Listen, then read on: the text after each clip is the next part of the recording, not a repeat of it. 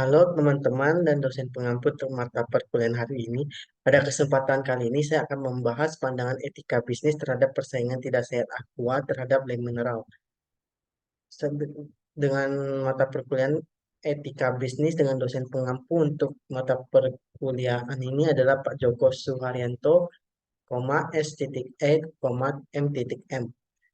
Dengan saya sendiri, Michael Brev, kode PM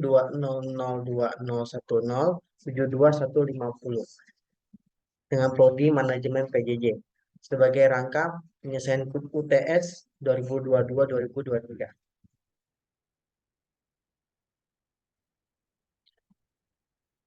Etika bisnis merupakan pengetahuan tentang tata cara ideal pengaturan dan pengelolaan bisnis yang memperhatikan norma serta moralitas yang berlaku secara universal dalam ruang lingkup ekonomi dan sosial, sehingga pelaku bisnis diharapkan dapat memperhatikan kepentingan dan fenomena sosial dalam mencapai tujuannya.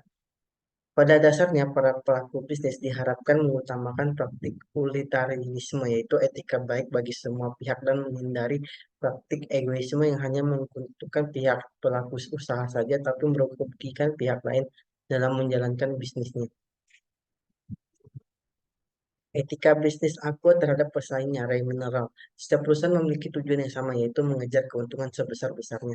Tapi dalam praktiknya kadang melanggar etika bisnis yang ada, seperti yang dilakukan perusahaan Aqua terhadap pesaingnya, Ray Mineral. Ini berupa praktik pasar oligopoli dengan melakukan diskriminasi terhadap distributornya dengan menurunkan degradasi dari start outlet SO dan ke wholesaler WO. Ini terbukti dengan kedapatan ketika ada distributor yang membeli produk lem mineral akan dikenakan degradasi dengan meningkatkan harga pembelian Aqua sebesar 3%.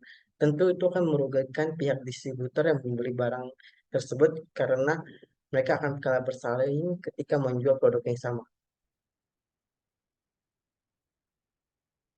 Efek degradasi tersebut tentu akan mempengaruhi penjualan rem mineral yang masih sedang tahap ekspansi pada tahun tersebut. Distributor akan berpikir dua kali terhadap efek kebijakan degradasi yang ditetapkan Aqua dari pembelian rem mineral. Etika bisnis yang dilakukan ini bersifat egoisme dan tidak adil. Selain merugikan lem mineral, pihak distributor juga terkena efeknya. Dengan degradasi tersebut, tentu juga tidak menghormati integritas kultur dan budaya yang berlaku pada perilaku pelanggan perusahaan. Selain itu, dia juga melanggar pasal 15 ayat 3 huruf B, pasal 19 huruf A, dan B Undang-Undang Nomor 5 tahun 1999.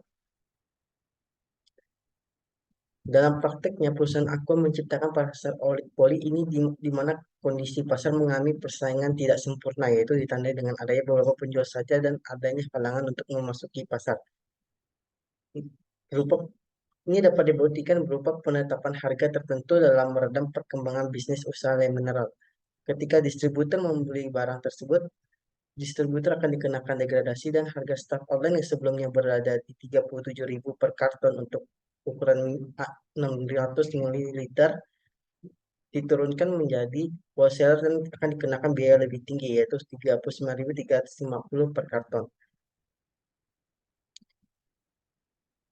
Dalam penerapan kebijakan tersebut itu sudah melanggar pasal 5 pelaku usaha dilarang membuat perjanjian dengan pelaku usaha pesaingnya untuk menentukan harga atau suatu barang atau jasa yang diharuskan kepada konsumen pada pasar bersangkutan yang sama. Dan pada pasal 6 pelaku usaha dilarang membuat perjanjian yang mengakibatkan pembeli yang harusnya harus membeli satu barang dengan harga yang berbeda maupun harganya sama dan dibayar oleh pembeli lain barang atau jasa yang sama.